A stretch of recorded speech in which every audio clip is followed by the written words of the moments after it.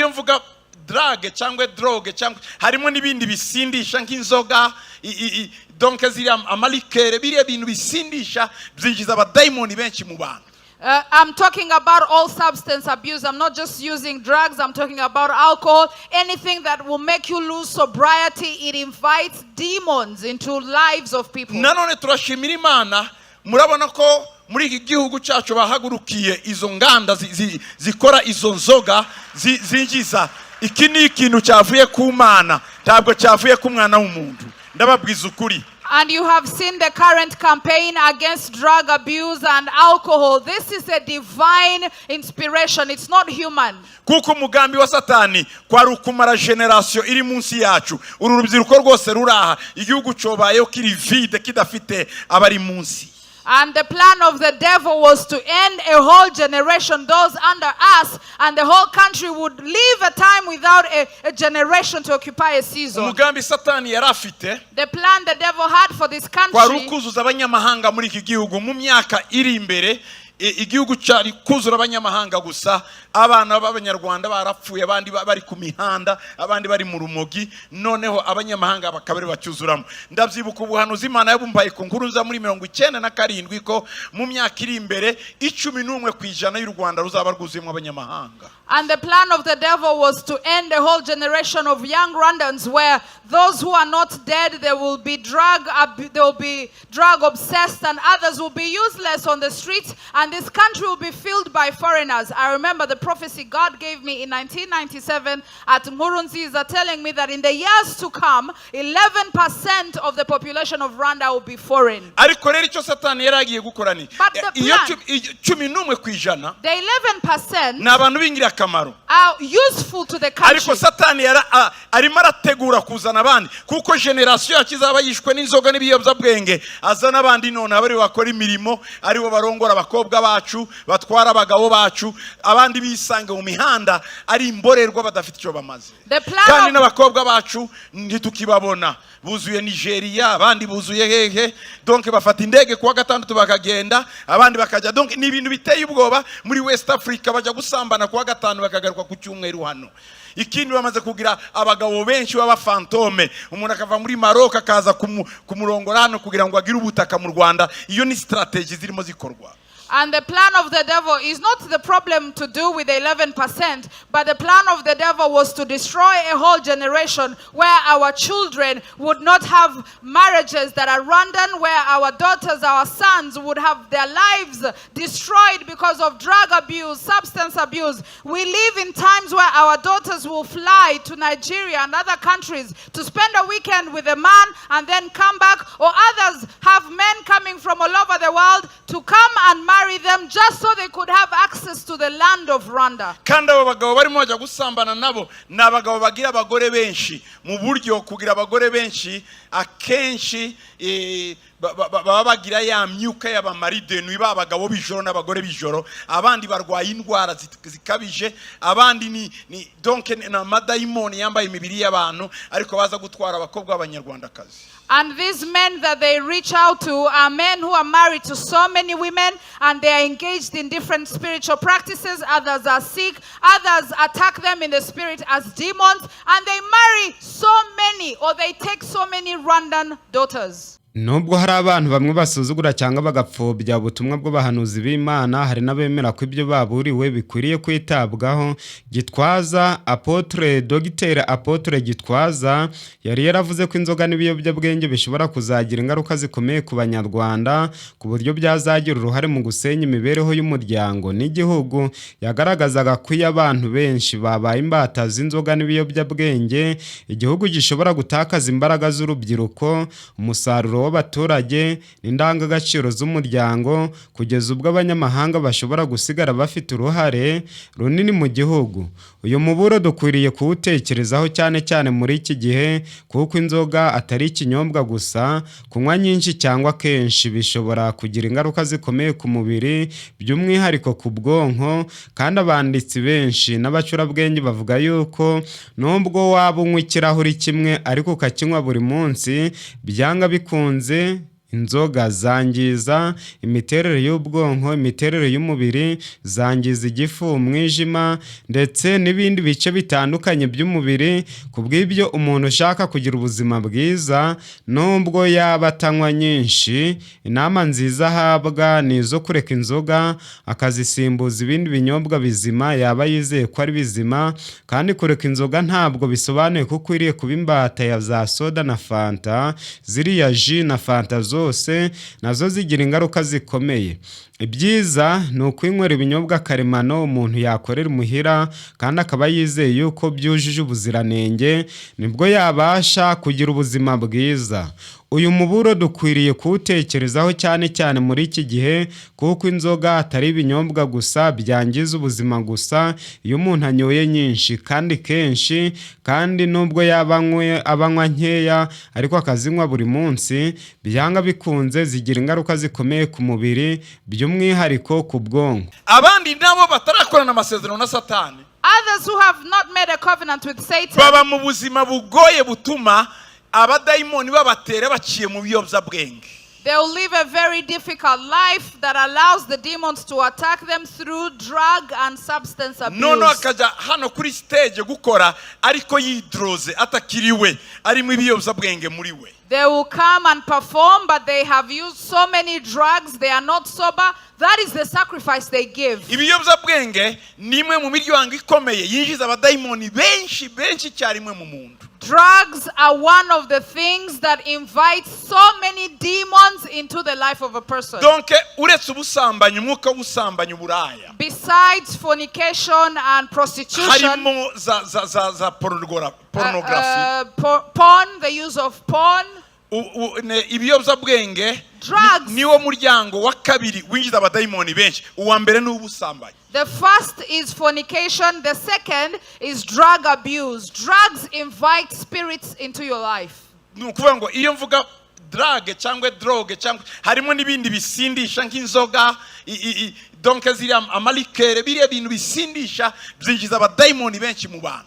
I'm talking about all substance abuse. I'm not just using drugs. I'm talking about alcohol. Anything that will make you lose sobriety, it invites demons into lives of people. Nanone turashimira Imana, murabona ko muri iki gihugu cyacu bahagurukiye izo nganda zikora izo nzoga zinjiza. Iki ni ikintu cyavuye ku Mana, ntabwo cyavuye ku mwana w'umuntu. Ndababwiza ukuri. And you have seen the current campaign against drug abuse and alcohol. This is a divine inspiration. It's not human. Kuko umugambi wa Satani kwari ukumara generation iri munsi yacu. Uru rubyiruko rwose ruraha, igihugu cyobayeho kiri vide kidafite abari munsi. And the plan of the devil was to end a whole generation, those under us, and the whole country would live a time without a generation to occupy a season. Umugambi Satani yarafite, The plan the devil had for this kwari country ukuzuza abanyamahanga muri iki gihugu mu myaka iri imbere.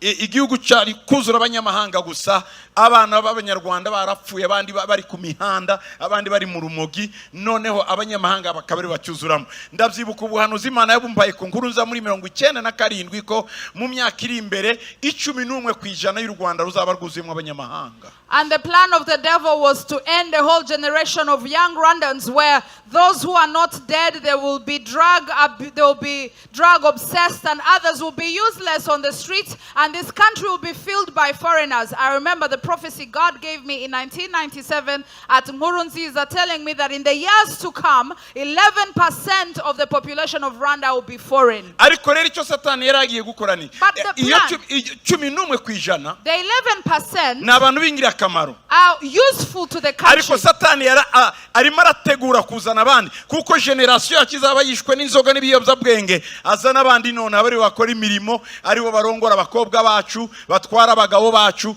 abandi bisanga mu mihanda ari imborerwa badafite icyo bamaze. Noneho uyu mwanya mu nyemerere mbasangize ingaruka zigera kuri 5 umuntu aterwa no kunywa inzoga. Uwo muri kumwe ni Nzayisenga Jeanne Paul ansenya naturopathe, mwarimu na diwani wa afya, ndi umurezi n'umujyanama w'ubuzima. Ni bari bwo bwa mbere duhure muri biganiro, ihutire gukanda subscribe n'inzogera kuri uyu muyoboro, uzaje ugira amahirwe yo gusangizwa ikiganiro twaguteguriye uwo mwanya. Izo ngaruka eshanu ni izihe? Ku mwanya wa mbere, inzoga zangiza imikorere y'ubwonko. Inzoga zigabanya ubushobozi bw'ubwonko bwo gutekereza, kwibanda no gufata ibyemezo neza. Iyo umuntu anywa cyane cyangwa se akanywa inzoga kenshi, imikorere isanzwe y'ubwonko irahungabana, maze ugasanga umuntu ntabwo abasha kwifatira ibyemezo, cyangwa se mu yandi magambo zimugiraho ingaruka nyinshi. Ingaruka ya kabiri, zibangamira kwibuka no kwiga. Kunywa inzoga nyinshi bishobora gutuma umuntu agira ikibazo cyo kwibuka, kwiga ibintu bishya no kubika amakuru mu bwonko. Kunywa igihe kirekire bishobora kugira ingaruka zirambye ku mikorere y'ubwonko. Kubw'ibyo rero, ushaka ubuzima bwiza arazireka. Ingaruka ya gatatu, zongera ibyago byo kubatwa n'inzoga. Hari igihe umuntu nababwiye yuko nubwo waba unywa ikirahuri kimwe ariko ukakinywa buri munsi, byanga bikunze zikugiraho ingaruka. Biterwa n'iki? Iyo ukimenyereje igihe kirekire, zikumvisha yuko utabaho utanywa inzoga, maze bikazarangira ubaye umusinzi. Inzoga zishobora gutuma ubwonko buhinduka ku buryo umuntu agenda asaba inzoga nyinshi kugira ngo yumve ingaruka yari asanzwe yumva, cyangwa se kugira ngo abashe guhaga. Kandi igitangaje mu nzoga, uko urushaho kunywa nyinshi niko indi irushaho kugusaba inzoga nyinshi, maze ukazagongana n'ingaruka nyinshi. Ibi bishobora kuvamo ubusinzi budakira no gutakaza ubushobozi bwo kwigenzura. Ugasanga umuntu ntabwo abasha kwitegeka, ntabwo abasha kwifatira ibyemezo. Ugasanga umuntu amafaranga yashoboraga guhahisha iby'umuryango urarya yayasesaguriye mu nzoga, ndetse n'izindi ngaruka nyinshi. Ingaruka ya kane, inzoga zishobora guteza ibibazo by'imitekerereze n'imyitwarire. Inzoga zishobora kongera uburakari, gufata ibyemezo nabi, imyitwarire y'ubushotoranyi n'ibikorwa umuntu ashobora kwicuza nyuma. Iyo umuntu yanyoye inzoga, ashobora gukora ibintu atari gutekerezaho, kandi bikazagira ingaruka zikomeye hanyuma, maze umuntu akazagongana n'ibyago byinshi. Ku bantu bamwe, kunywa inzoga nyinshi bishobora no gukaza ibibazo by'imitekerereze. Ugasanga ntabwo abantu babasha gutekereza neza. Hari nabo inzoga zihindura abasazi ku manywa y'ihangu. Niyo mpamvu umuntu utekereza neza akwiriye kuzireka, nibura akanywa ibinyobwa bizima, cyangwa se ibinyobwa yizeye yuko bikize ku ntungamubiri zitandukanye. Ingaruka ya gatanu, zishobora kwangiza ubwonko mu gihe kirekire. Icyo bita long term side effects of alcohol. Inzoga umuntu anywa zishobora kwangiza ubwonko mu gihe kirekire. Nyabuna abazise za gahuzamiryango nimusigeho, ahubwo nimuyoboke bya binyobwa by'abakurambere byiza byatuma umuntu atekereza neza kandi akagwiza imbaraga nyinshi. Kunywa inzoga nyinshi kandi igihe kirekire bishobora gutera ihungabana rikomeye ry'imikorere y'ubwonko, harimo ibibazo byo kwibuka, gutekereza no kugenzura imyitwarire. Niyo mpamvu kurinda ubwonko ari kimwe mu bintu by'ingenzi mu kwirinda ingaruka z'inzoga. Rinda ubwonko bwawe kandi ntiwibwire yuko kunywa inzoga ari byo byatuma utekereza neza, ahubwo biwaba umunyambaraga wo kurinda ubwonko bwawe, nibwo uzagira ubuzima bwiza. Muri make, umuntu ashobora gutangira kunywa inzoga avuga ati ndanywa duke gusa, nta kibazo mfite. Ariko iyo kunywa bihindutse akamenyero kandi ingano ikagenda yiyongera, bishobora kugenda bihinduka ubucakara umuntu atabanje kubimenya. Inzoga nyinshi zishobora kugira ingaruka ku bwonko, ku mitekerereze, ku myitwarire, ku buzima bw'umubiri, ndetse no ku mibanire y'umuryango. Niyo mpamvu ari ngombwa kumenya ingaruka zazo no kwirinda kunywa birenze urugero. Umuntu wese akwiriye kwibaza niba ibyanywa bitangiye kumugenzura aho kuba ari ubigenzura. Kurinda ubwonko, ukirinda ubushobozi, ukarinda ubushobozi bwo gutekereza, cyangwa ukabubungabunga, ukabasha gukora neza, ugafata ibyemezo no kubaka ejo hazaza. Ni inshingano ya buri muntu wese. Buri muntu wese akwiriye gukora ibishoboka byose akarinda ubwonko bwe, akabubungabunga mu buryo bwiza, kugira ngo ejo hazaza hatazatokorwa cyangwa se atazahagera ari igisenzegeri. Nababwiye yuko umuntu ushaka gutekereza neza akagira ubwonko buzima kandi akabasha kubana n'abandi mu buryo bwiza, akabana n'umuryango we mu buryo bwuzuye amahoro, ubwisanzure ndetse no kutabahutaza, uwo muntu akwiriye kureka inzoga uko zaba zimeze kose, kandi ntiyibwire yuko kuzireka ari ukunywa za soda cyangwa fanta, ahubwo inzoga, ibintu byose bikorerwa mu nganda, nkunze kubabwira yuko ibintu byose bikorerwa mu nganda ni by'abantu bishakira amafaranga gusa, ntabwo ari iby'abantu bashaka ubuzima bwiza. Niba ushaka ubuzima bwiza ntacyo upfana n'abanyenganda, ahubwo icyo upfa ni kimwe, ukwiriye gukorera ibinyobwa byiza imuhira byatuma utekereza neza ukagira ubuzima bwiza. Iyo niyo nshingano yawe kandi nicyo kintu gikwiriye kukuraza ishinga uko bukeye n'uko bwije. Inshuti bavandimwe, mudahwema kubana nanjye mu biganiro by'ubuzima nishimira kubasangiza buri munsi. Bashimiye yuko mudahwema kubana nanjye. Niba mwaramaze gukanda subscribe n'inzogera mwigiriye neza, ariko niba ari bwo bwa mbere twari duhuriye muri ibi biganiro, ihutire gukanda subscribe n'inzogera, nawe uzagwisa ishya n'ihirwe yo kubungabunga ubuzima bwawe uko bukeye n'uko bwije. Noneho kanda like kugira ngo iyi video ikundwe n'abantu benshi cyangwa se igere ku bantu benshi.